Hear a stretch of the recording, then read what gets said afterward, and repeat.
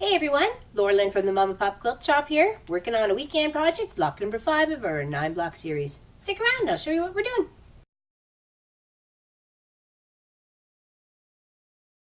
Hey everybody, working on block number 5 called Flyaways, little butterfly right there. This is block 5 of a 9-block series that I'm doing a quilt. I have my special little colors back here and what I've been working on and keeping everybody hopefully sewing along. So what I'm going to do is we're doing that one. So it did say the instructions are see panel sheet number 2. And you just photocopy those, and just like paper piecing like we did last time, you just kind of follow 1, 2, 3, 4, and it gets you there. Okay, so this is what it's going to look like in the end, sort of. Okay, and we're going to put that together. Okay, so I've got some other pieces here that are just normally just cut without the paper piecing part. You need one of these. It gives you a little triangle for it too. You need a couple of those. Okay, so this is what I'm going to work on here. It says patterns are the reverse of the finished block. So we learned from last time that we place it behind but stitch on the front. Okay, but white is one of the last colors. So we're going to do this in the order it needs to be. So number 1 is pink, or what I'm using as pink is this color right here. So you make sure you line it up. Line it up. Okay, so that you know it's covering that section. Okay, and since you're working in reverse, you know you're going to be sewing on that side, but this side's going to have all the good. Okay, so the next color we need is flower, which I've chosen this as my, well, it says yellow, but I'm using flower. Okay, right here, and you just line that up with row number 1 between 1 and 2. Give yourself about a quarter-inch seam allowance, and make sure that your piece, when flipped, okay, hold on, when flipped, covers that little triangle that we need. It ends down here, so we got lots of room. Okay, don't be stingy with your fabric. All right, so we're gonna get started here. This is part of the body and the wing. And the other bigger part that I showed you there is part of the main part of the wing. Okay, and then we're going to make little parts of the wing.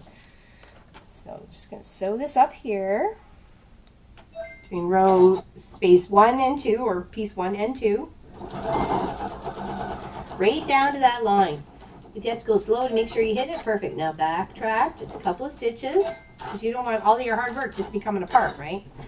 So, and as we were doing before, we were folding on that line to give me the space that I needed, and adding our quarter-inch seam allowance right in that little space right there, and trimming. So we want to make sure both pieces are flipped.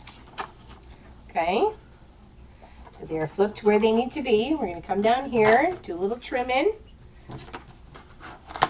because that's just extra bulk you don't want underneath your butterfly. Okay, because nobody's going to see that anyways. So we're just going to trim that up. We probably don't need that on the bottom. Okay, so the next piece I need to do is brown or black. I'm using it as black. It's brown as representation in this butterfly right there. Okay, so oops, there, sorry, dark moment. Okay, so we're going to do that, and then sew and flip, sew and flip, and sew and flip. Okay, this way. Make sure it's all lined up, and that you know that this piece is going to, when flipped, is going to completely cover that section you need it to. A lot of people swear by paper piecing, and that's the only way they quilt sometimes, or make pieces, or quilt pieces, because it's so precise, and that's how they like it. Okay, so there we're working. Okay, so we don't need all that black, but we'll trim it once I get the white sewn on. Okay, so we want to make sure that's all where it needs to be. Get that white piece nice and big, because this is a weird piece. It's sewn here and then flipped, so you have to make sure you have enough to cover everything, even when it's flipped. Okay, so that's, hold on, I did that wrong earlier, and I just want to make sure I'm doing it right. Okay, so here,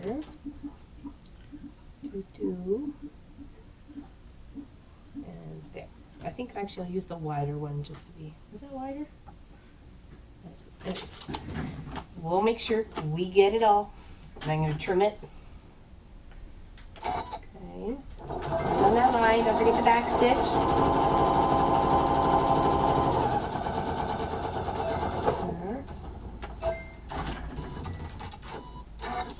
And this outer line right here is your seam allowance. That's what allows you, so when you're sewing, you're going to be sewing along pretty much those lines. Okay. So that is the block. Okay, I'm going to trim it up. I don't need all that excess black. You can really see it going on the back there. So that would just stay with the quilt. So fold the paper so it's up, so you're not putting your rotary cutter through the paper at that point. Like I say, if you're going to do paper piecing a lot, then make sure you got yourself a rotary blade that you're going to use for your just paper piecing cutting. Because I went and tried to cut fabric after our little project last week, and I was like, okay, this just sucks. It's not getting anywhere. Now just trim this out. Okay, hopefully you can turn it. I think I'm going to get me a Lazy Susan. I'm going to keep doing these fancy blocks like this. I think it might be a worthy investment with this cutter on it, because I have an extra board that I've literally cut through so many times. I was working on some polar fleece, and sometimes you have to be tough with polar fleece. So there we go. There's our one block, and we're going to stitch up the second block. Okay, that's this one right here. So number one would be the flower. Okay, got a nice big chunk for the number one. Okay, hold on, we'll do it. And number two is the white. Okay. Alright, and we're just going to sew that. Let's make sure we got it all there. Between 1 and 2. Right to that corner. Don't forget to trim it. I've had more scraps than I know what to do with since doing these paper piecing stuff. It was a little odd shape too, like it's not even straight lines, they're all like triangles and bits. So, like I said, I think I was going to see if the Sunday school wanted them. There's two in our little town here, two little churches in our town. Alright, so, and the next is the pink, or what I have as the little checkered kind of fabric. So I flip those two over. I'm going to trim this up. Having a see-through ruler is fantastic, so you don't mess it up. Okay, so flip that there, and now, oh, there we go. I was going to say, I know I had it here somewhere. So this, flip this way. Nope, that's not quite enough. So this, flip this way is plenty. Okay, there we go. I was trying to reuse a piece that I cut from earlier. Always, oops, on the wrong side. Silly Lorlyn. There, here we go. Like, wait a second, where's my line? My line, where's my line? I don't know where to sew.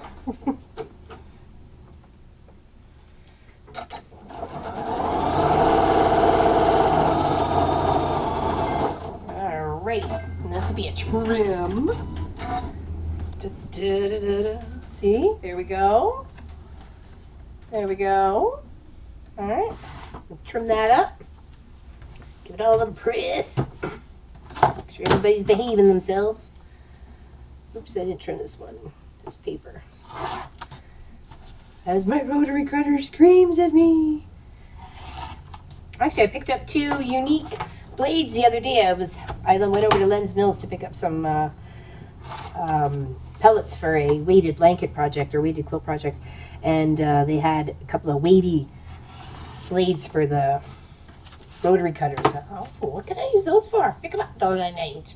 Okay, so there's your second piece. Let me just get all my scrappy bits out of the way here. I think that's all. And there's your other piece. So once you put all these little blocks together, and hopefully I did this right. It's always a challenge.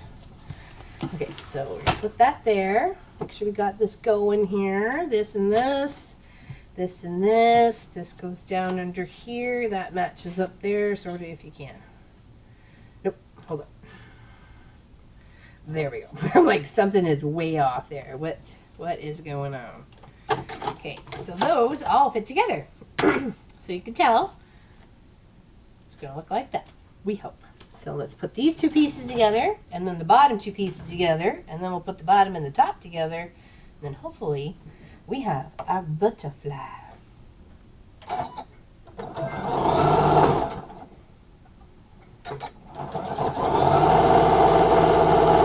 I like this block so much. I made two because I want one for me. I just haven't decided which one I was going to put in the quilt yet. That's why I still use the same colors. So, and then this one and this one together.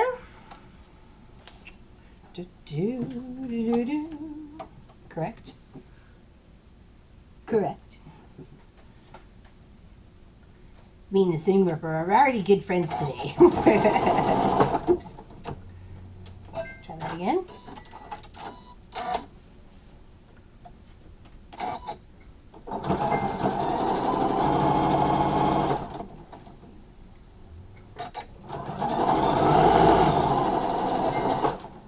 Alrighties.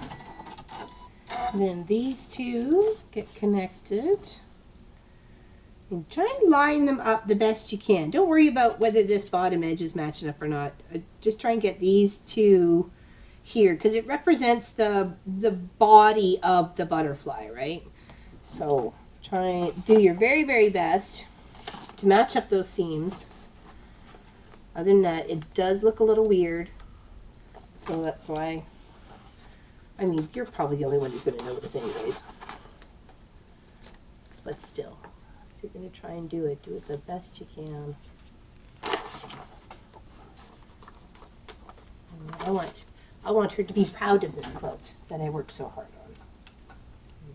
I want people to be proud of the quilts that I worked so hard on for them. Or bags, or what have you. Because it's all pretty much the same thing. Actually, I thought a couple of those, these paper piecing ones in this booklet here would make great sides to a bag.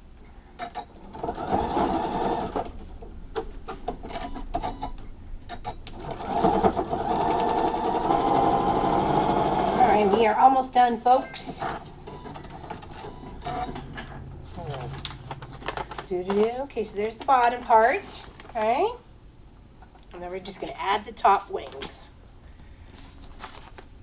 And this is another kind of part here between these two flower pieces, or these two pieces that represent the second wing of the butterfly, to line up as best as possible as well. Okay.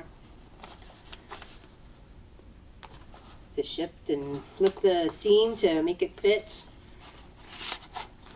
Alright, and the rest is a-okay. So just show on down. So on down the road. Alright, this last seam. I think that one I did last week too, the, what was it called? Compass Rose. Sorry, that's what it was. I really like that one too. I have to say it's one of my favorites. And it really wasn't that hard. I mean, I need some practice on my Y seams, but seriously, don't we all? Y seams are hard. Alright, now if I do believe that turned into a pretty little butterfly. What do you think? Should you fly away? It's a little buddy.